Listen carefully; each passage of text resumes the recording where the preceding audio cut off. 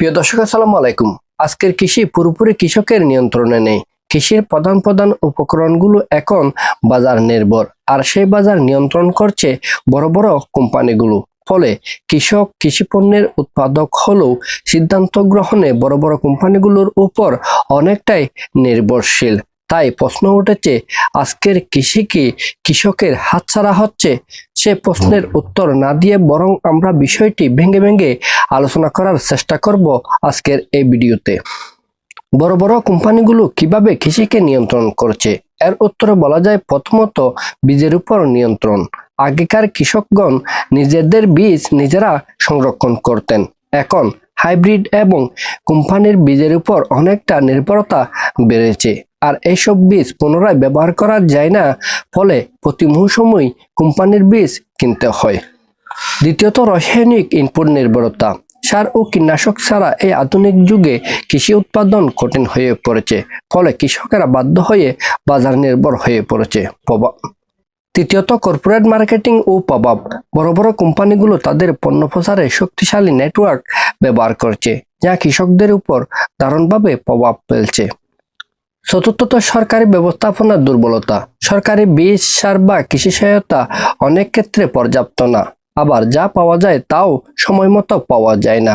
ফলে কৃষকেরা বাধ্য হয়ে বাজার নির্ভর হচ্ছে, কোম্পানি নির্ভর হচ্ছে। পঞ্চমত কৃষি জ্ঞানের পরিবর্তন। প্রথাগত কৃষি জ্ঞান ক্রমশই হারিয়ে যাচ্ছে, আর তার জায়গা দখল করে নিচ্ছে কোম্পানি নির্ভর প্রযুক্তি। উদাহরণ হিসেবে আমরা বলতে পারি, আমাদের কৃষকেরা বা ঘরের গৃহিণীরা আগেকার সময়ে আমরা দেখেছি তারা সার, বীজ এবং কোন সময়ে কোন কাজটি করতে হবে সেটা তারা জানতেন। কিন্তু বর্তমান এই যুগে এসে এই জ্ঞান আমাদের পরিবারের মধ্যে নেই বললেই চলে। এর ঝুঁকি কি? আমাদের কৃষি যদি আমাদের হাতছাড়া হয়ে যায়, এই কৃষি যদি কোম্পানি নির্ভর হয়ে পড়ে, তাহলে এর ঝুঁকি অনেক বেশি।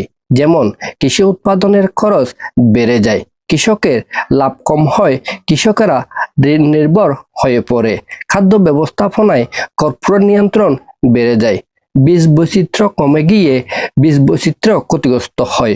সর্বোপরি বলা যায়, খাদ্য সার্বভৌমত্ব হুমকির মুখে পড়ে। আমাদের করণীয় কি? আমাদের করণীয় হচ্ছে দেশীয় বীজ ব্যাংক এবং কৃষক পর্যায়ে বীজ সংরক্ষণে উৎসাহিত করতে হবে। রাসায়নিক নির্ভরতা কমিয়ে কৃষির বিকল্প পদ্ধতির প্রসার ঘটাতে হবে। এছাড়াও আমাদেরকে পুনরায় কৃষি জ্ঞান রপ্ত করতে হবে এবং সমবায় পদ্ধতিতে চলে যেতে হবে।